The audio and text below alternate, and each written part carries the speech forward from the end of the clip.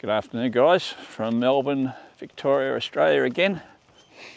Mid-June 2024, out on an afternoon walk this morning.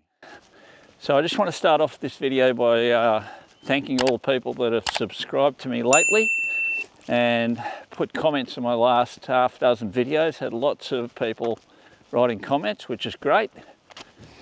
I think that really helps the whole engagement and the usefulness of making these videos, so motivates me to make some more, so thanks very much for that.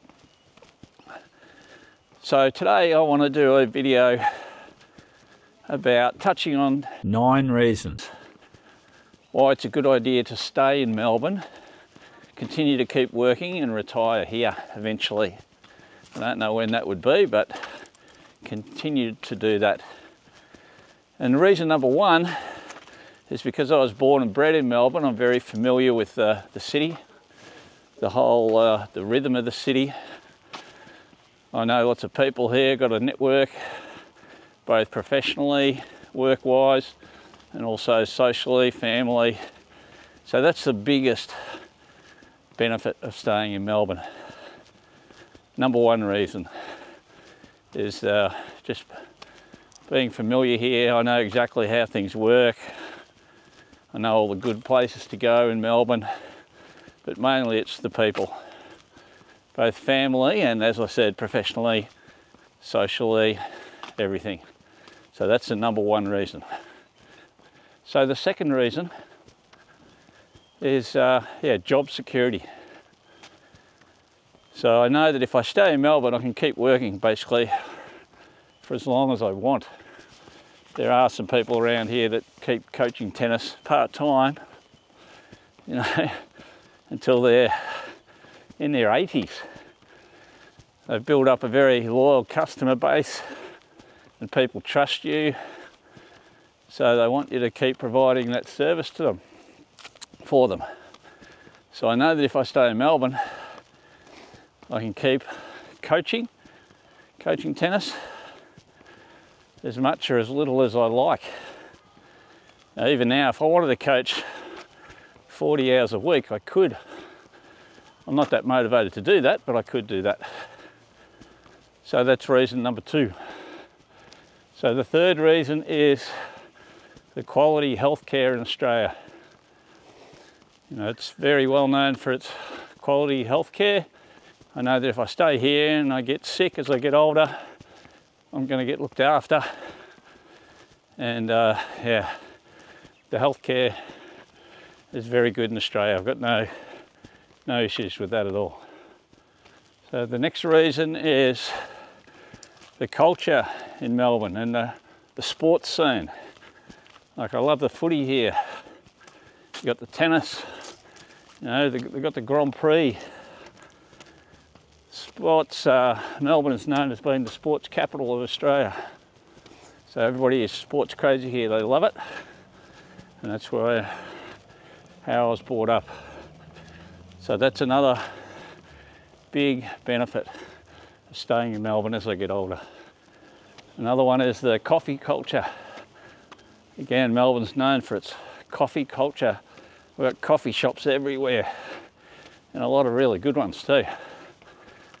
So throughout the suburbs and also in the city, so you can pretty much go anywhere, find a really good quality coffee shop, sit down, have a cuppa, a bit of a chin wag. So I enjoy doing that too. The next reason is we do have a pretty good public transport system. Some people whinge about it, but really it's pretty good. Like, even from the outer suburbs, you can catch a bus or a train, you know, right into the city. It might take a while, but you can get right in there and head around. So that's a positive. You can catch public transport. I'll just swing this around so you can look at the view that I'm looking at. How's that for a view? That's the Yarra Valley down there. So that's a world famous wine region. Very popular.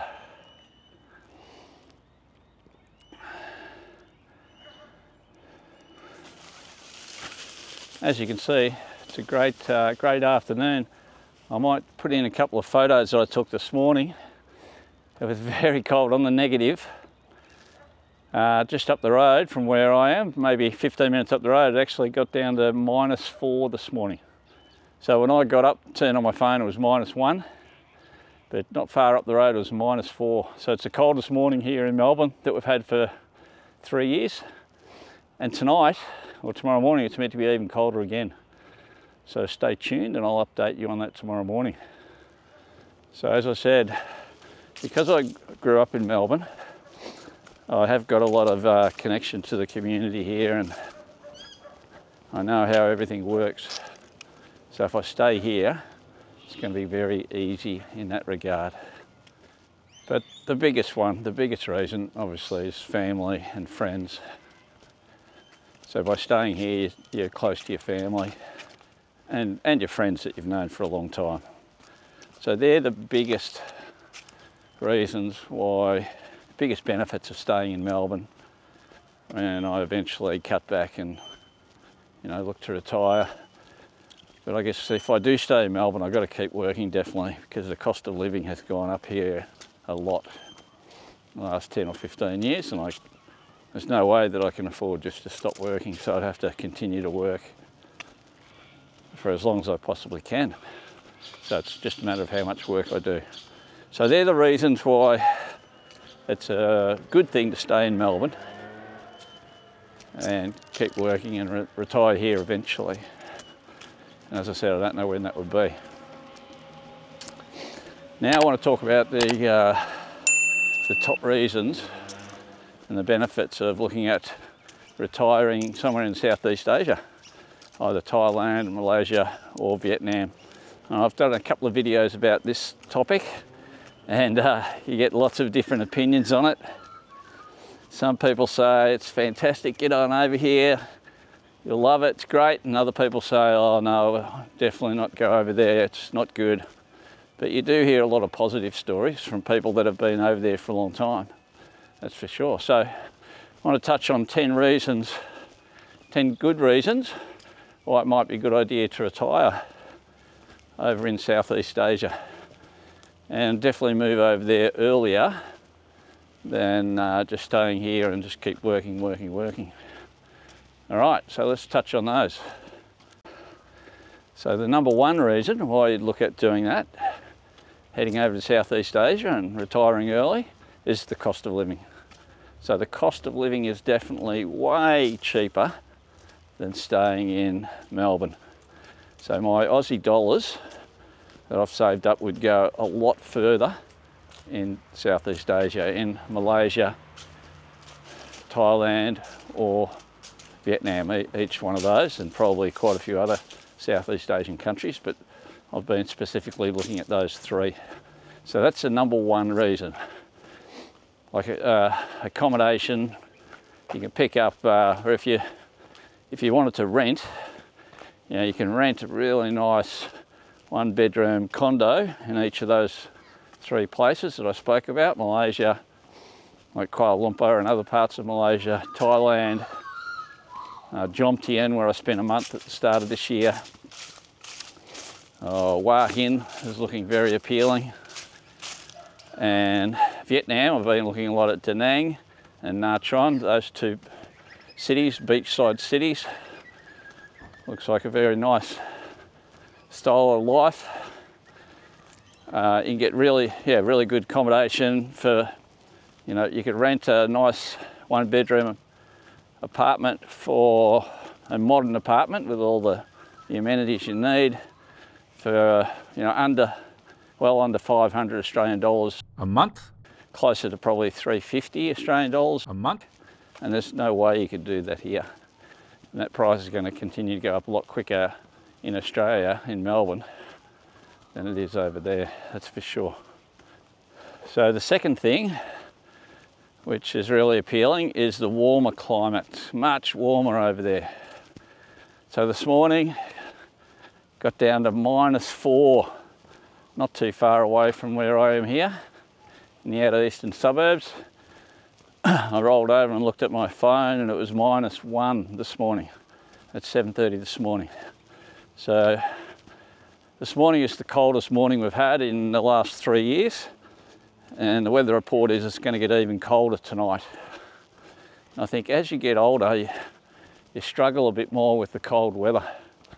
I definitely am anyway, so that's the second thing. The warmer climate is definitely more appealing in Southeast Asia, that's for sure.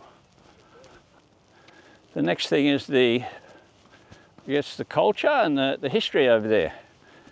Like, I think it'd be very interesting to get embedded in that and learn a lot more about it. They've got a lot more history than we have in Australia anyway. So I find that very interesting. So that would be another benefit of heading off to Southeast Asia and retiring over there. So getting embedded in the culture and the history, I'd find that very interesting. The next thing is those places that I mentioned just then. There's a lot of expats over there, lots of Aussies, Americans, English, New Zealanders.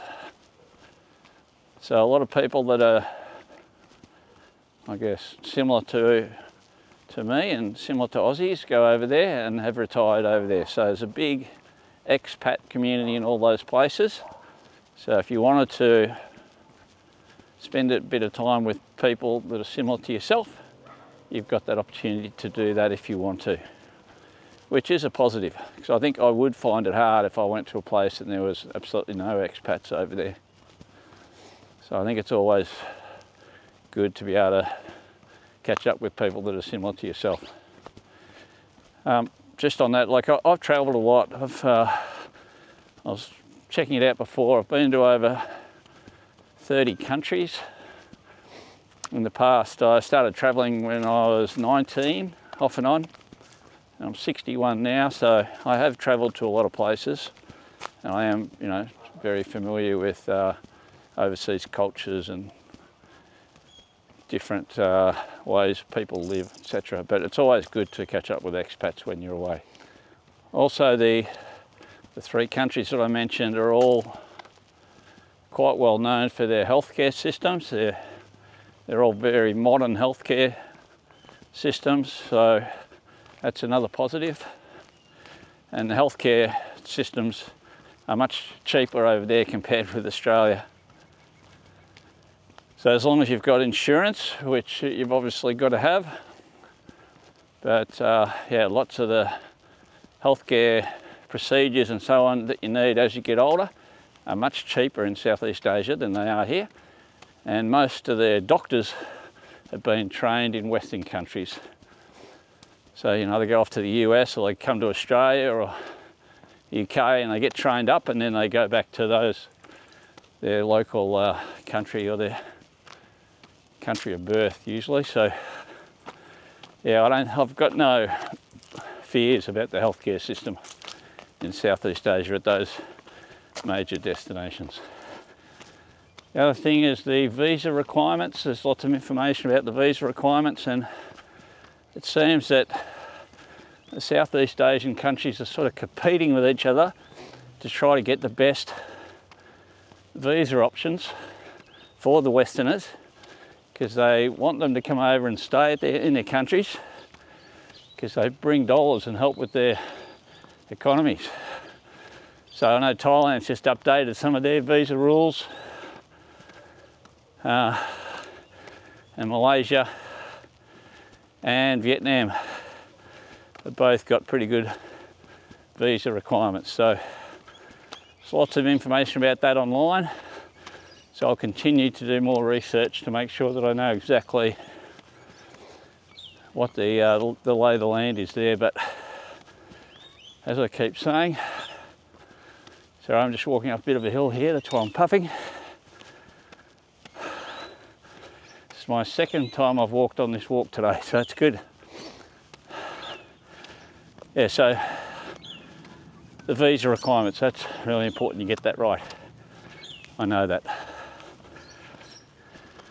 Now one thing, up until recently, like very recently, the language barrier has been an issue, but I'm confident with the artificial intelligence that's pretty much going to make the language barrier disappear,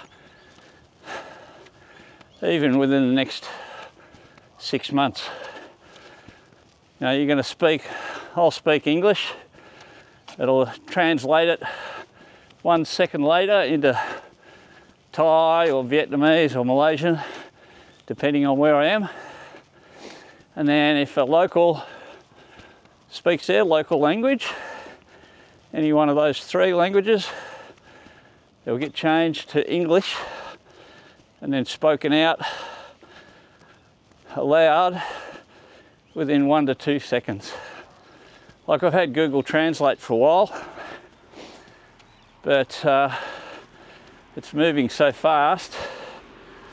OpenAI's latest model, they showcased a live translation, which is fantastic. So I really believe that's going to totally alter the language barrier. I think they've got 60 different languages so far, and they'll keep on increasing that. But that's pretty amazing. Like that, I think that's a game changer. That changes things so much. So that's a real positive, I think. The next benefit is in Southeast Asia, it's so cheap to fly around there from one country to the next country. Like, so cheap. When you jump on Google Flights, you punch in, you know, one location and another location. Sometimes you can go from country to country for like 50 Australian dollars, or, you know, under 100 Australian dollars, which is so cheap. So it gives you that opportunity to travel around, go to different countries, learn about their culture, which is, yeah, I'd love to do that. It's great. Keeps life interesting when you're able to do that at such an affordable price. I think that's very important. The next thing is they are rapidly developing their whole infrastructure in Southeast Asia, in those countries. So things have improved a lot again in the last, you know, 10 or 15 years, and the quality is really good. So that's another benefit of Thailand, Malaysia and Vietnam. I know that, you know, if you go out to the countryside, it's a lot different, but in those major developed type cities, as I said, the whole infrastructure and amenities are very good. Alrighty, so they're just some of the benefits of staying in Melbourne as time goes by, as you get older and you look to retire. And there's a lot of positives there, lots of reasons why you should stay in Melbourne. But then there's also lots of good positive reasons why you could head to Southeast Asia and retire and live a very comfortable life over there. Probably the standard of living you could live over there is as good or better than staying in Melbourne. If you had a squee in dollars, then it wouldn't be any problem staying in Melbourne. But I haven't got a squee in dollars, and lots of people haven't. And they're worried about, you know, spending money. So yeah, so I hope you enjoy this video. If you do, please hit the like and subscribe buttons, as I'm trying to get up to 1,000. I'm increasing my subscriptions, but let me know if you like this video, if you want to see more videos like this one, or if you don't agree with my points, put your comments in the comment area below. I'd love to hear your feedback and your comments. And yeah, really appreciate you watching it, and I hope you're having a good day. Okay, see you soon. Bye-bye.